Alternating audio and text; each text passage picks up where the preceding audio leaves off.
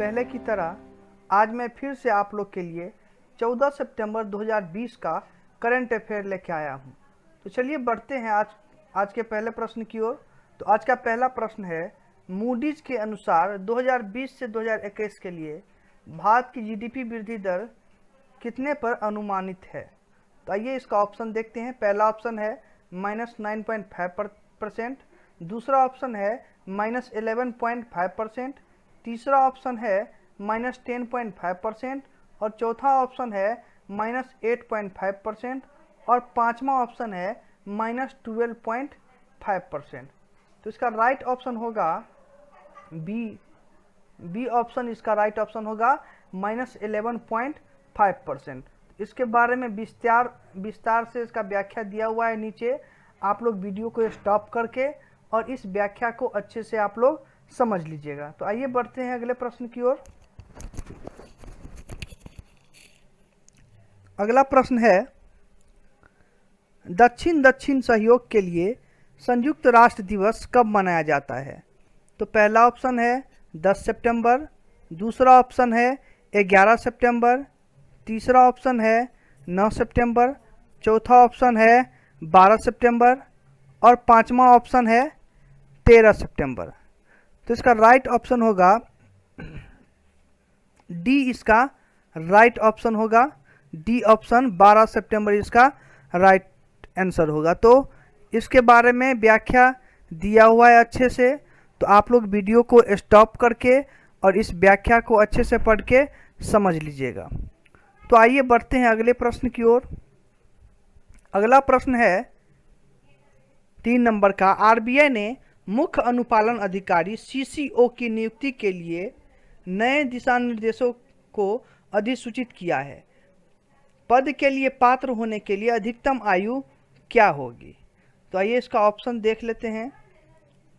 इसका पहला ऑप्शन है 50, दूसरा ऑप्शन है 65, तीसरा ऑप्शन है 55, चौथा ऑप्शन है 60 और पांचवा ऑप्शन है 70।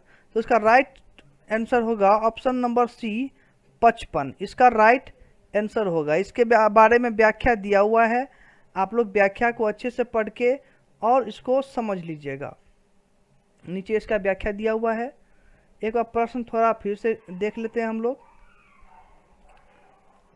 तो आइए बढ़ते हैं अगले प्रश्न की ओर। अगला प्रश्न है, वैश्विक आर्थिक स्वतंत्रता सूचकांक 2020 में भारत का रैंक क्या है। बहुत ज़्यादा इंपॉर्टेंट क्वेश्चन है ये। तो आइए इसका पहला ऑप्शन है 116वां रैंक है या 105 या 98, 132 या 124। तो इसका राइट ऑप्शन होगा ऑप्शन नंबर बी 105, इसका राइट आंसर होगा।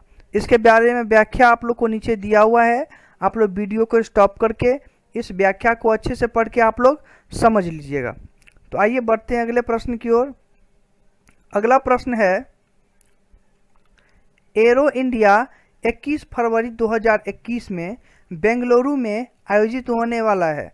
यह कार्यक्रम 2 वर्षीय एयर शो के किस संस्करण में होगा। तो पहला ऑप्शन है 15th और दूसरा ऑप्शन है 13th, तीसरा ऑप्शन है 17, चौथा ऑप्शन है 11th और पांचवा ऑप्शन है 18th। तो इसका राइट ऑप्शन होगा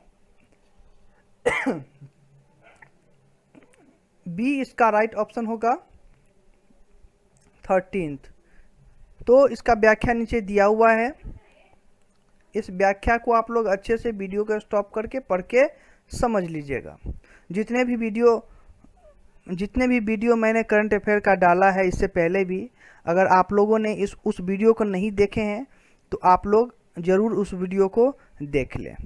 और मैंने जितना भी क्वेश्चन दिया है 14 सितंबर 2020 के करंट अफेयर में, सारा का व्याख्या नीचे दिया हुआ है, आप लोग अच्छे से उस व्याख्या को पढ़ के समझ लीजिएगा। तो आइए बढ़ते हैं अगले प्रश्न की ओर।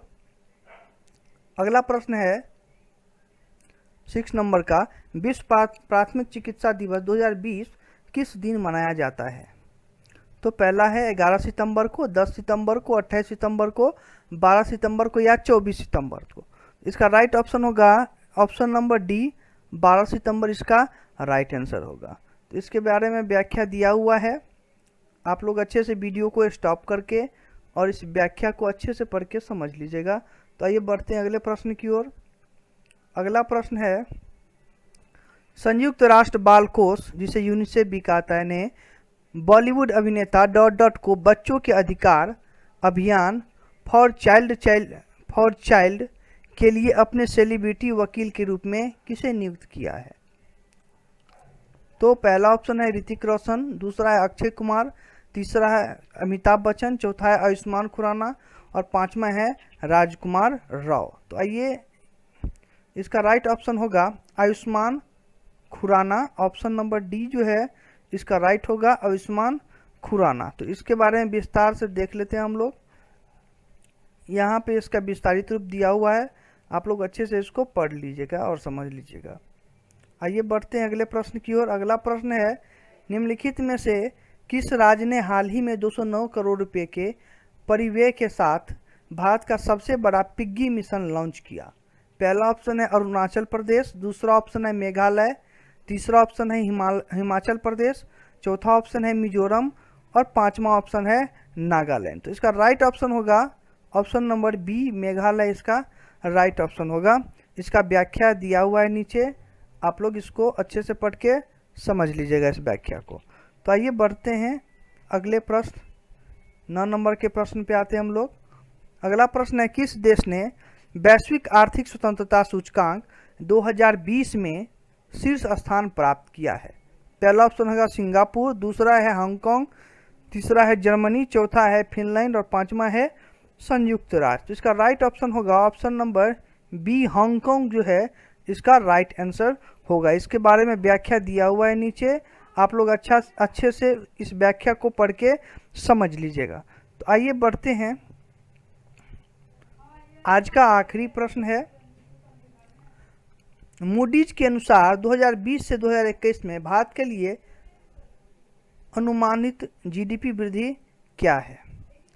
तो पहला ऑप्शन होगा 11.2%, दूसरा ऑप्शन होगा 9.3%, चौथा ऑप्शन होगा 8.4%, चौथा ऑप्शन होगा 10.6% और पांचवा ऑप्शन होगा 11.8%। तो आप लोग प्रश्न को थोड़ा अच्छे से पढ़ के समझ लीजिएगा। तो इसका राइट ऑप्शन होगा डी, यानी 10.6% इसका राइट आंसर होगा। तो इसके बारे में व्याख्या दिया हुआ है, आप लोग इसको अच्छे से पढ़ के इस व्याख्या को और समझ लीजिएगा। अगर आप लोग को मेरा चैनल अच्छा लगता है तो आप लोग मेरे चैनल को लाइक, शेयर और सब्सक्राइब जरूर कीजिएगा। तो चलिए मिलते हैं नेक्स्ट वीडियो में, तब तक के लिए धन्यवाद।